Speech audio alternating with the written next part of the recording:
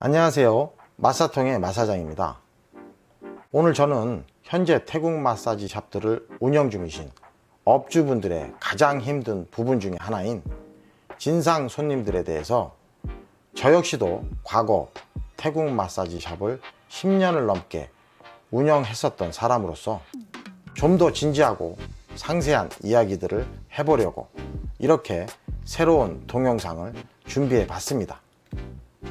저는 이미 요전에 올렸었던 태국 마사지 샵의 진상들이라는 동영상들을 통해서 여러 부류의 진상들의 행동 유형에 대해서 말씀드린 적이 있는데요. 오늘은 좀 더 상세한 설명들과 함께 현재도 변함없이 그러고 다닐 진상들에게는 자제의 메시지를, 또 현 태국 마사지 업주분들께는 슬기로운 대처법들에 대해서 알려드리는 시간들을 가져보려고 합니다. 왜냐, 대한민국에서의 태국 마사지는 불법이라는 사실을 이미 너무나 많은 사람들이 알게 된 상황이고, 이러한 상황에서는 그 약점을 이용한 진상들이 앞으로 더 많아지면 많아졌지 줄어들지는 않을 것이고, 계속 태국 마사지 샵을 운영하다가는 그런 진상들 때문에 정말 암에 걸릴 것 같다고 하시는 업주분들이 점점 더 늘어나고 있기 때문입니다. 예를 들어 마사지 샵에 가서 마사지에 불만족에 대한 컴플레인이나 손님을 응대하는 직원이나 업주 등의 태도나 대처 등에 대한 문제 제기는 손님의 입장에서 일반적이고 당연한 권리일 수 있습니다. 그러므로 저는 지금 합당한 컴플레인들에 대해서도 거론하면 안 되고, 그러면 무조건 진상이라고 주장을 하는 것이 아니라는 것을 분명히 말씀드립니다. 하지만 제가 주장하는 진상이라는 사람들은 일반적이지 않고 비상식적인 꼬투리를 잡고, 더 나아가서는 그것이 합당하냐 아니냐를 떠나서 결론은 샵의 약점들을 거론하는 협박을 동반하여 요구사항을 관철하려 하기 때문에 속된 말로 일부러 작업을 치는 행동들을 하고 있는 것이라고 감히 단정 짓는 것입니다.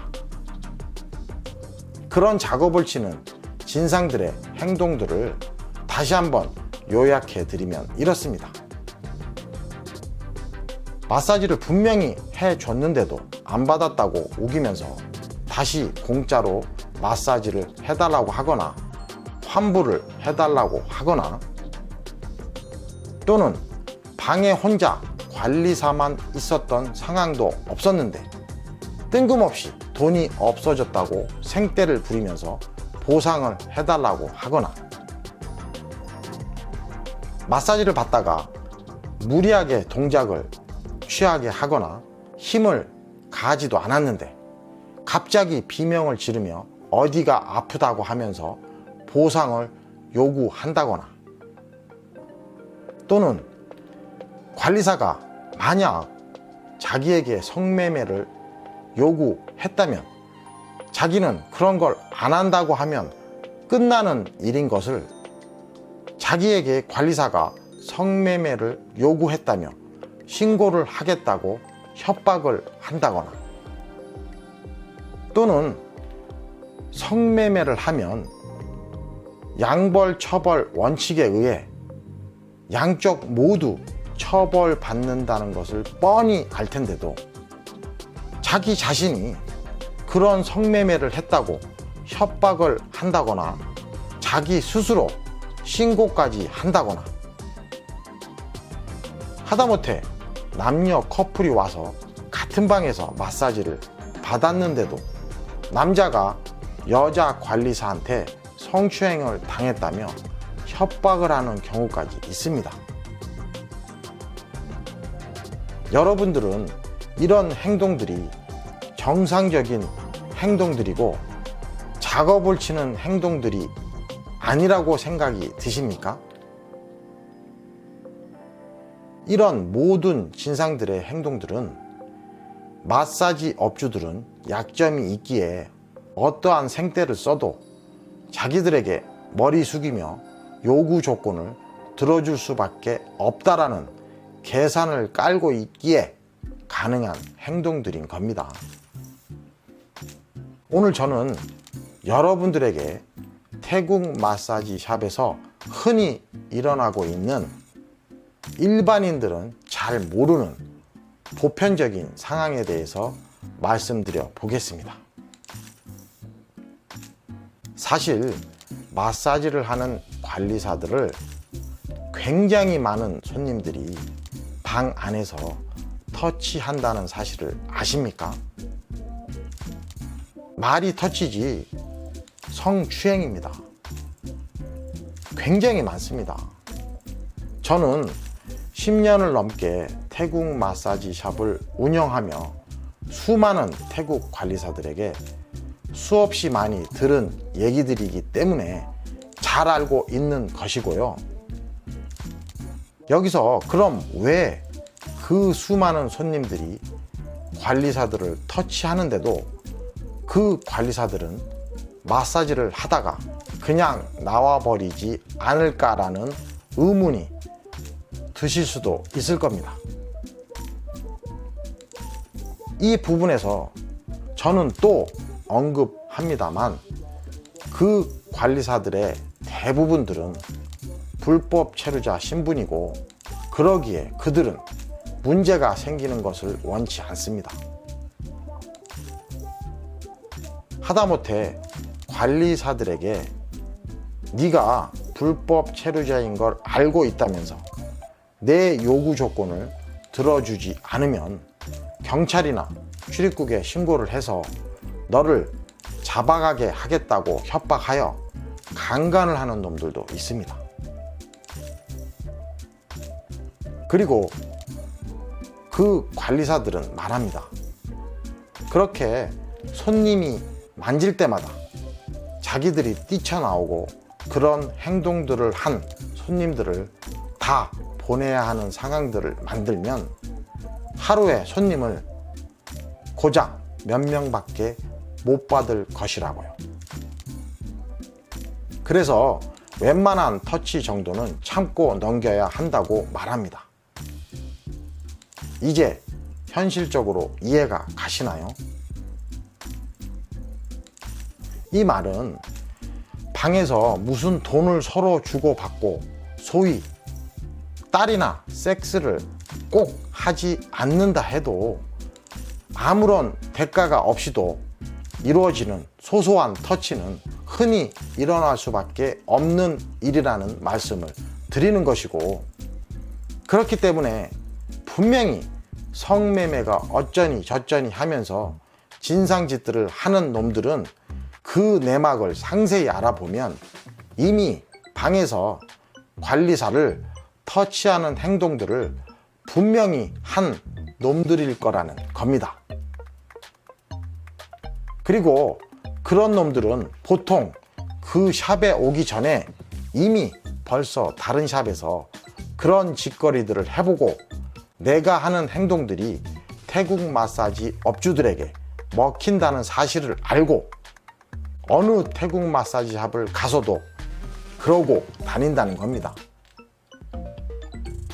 여기서 저는 성매매에 관련된 진상짓들을 하고 다니는 진상들이나 그런 진상들로 인해 고통을 당하고 있는 업주분들께 한 가지 우리나라 법에 대해서 말씀드리려고 합니다.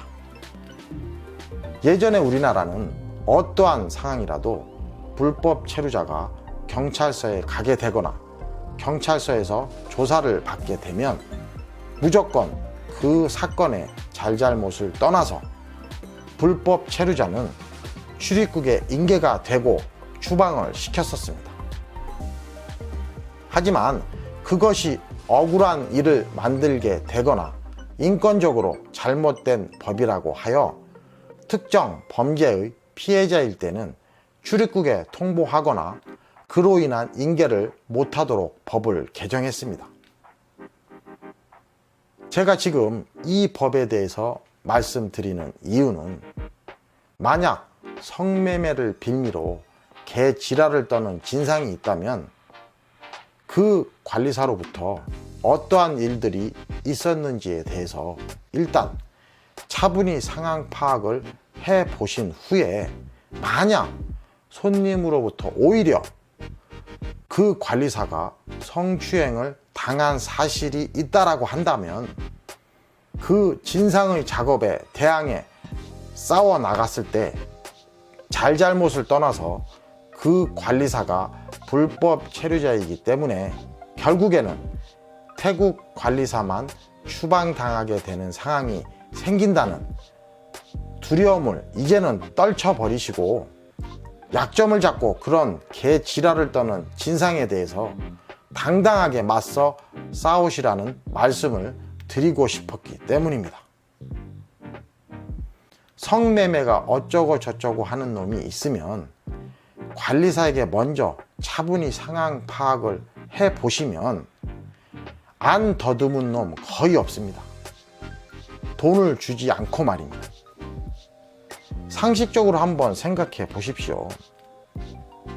만약에 관리사와 손님이 돈을 주고 받고 딜을 해서 딸을 치던가 섹스를 정말 했다면 왜 신고를 하느니 안 하느니 협박을 하고 더 나가서는 스스로 신고까지 하는 놈이 있겠습니까?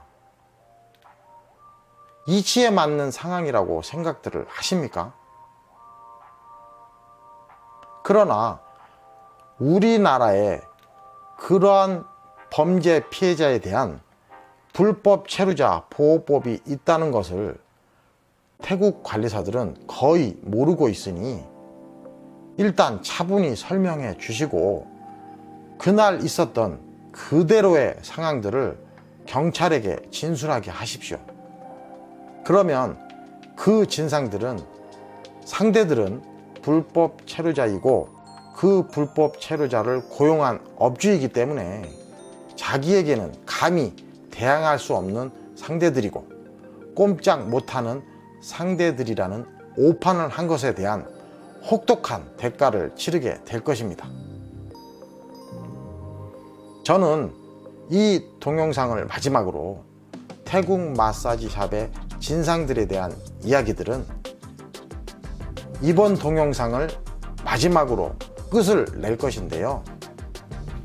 마지막으로 불법 체류자 통보 의무 면제 제도에 대한 자료를 올리고 끝을 맺겠습니다. 부디 그동안 태국 마사지 샵들의 진상들에 대해서 올렸던 제 동영상들이 전국에 계신 많은 태국 마사지 업주분들에게 도움이 되셨으면 하는 바람입니다. 그리고 제발 개 진상님들 이제 그만들 하십시오. 지금까지 마사통의 마사지형이었습니다. 제 동영상들을 시청해 주신 많은 분들께 감사의 말씀을 전하고 저는 앞으로 더욱더 다양하고 새로운 주제들로 다시 찾아뵙겠습니다. 그럼 다음 시간까지 안녕히들 계십시오.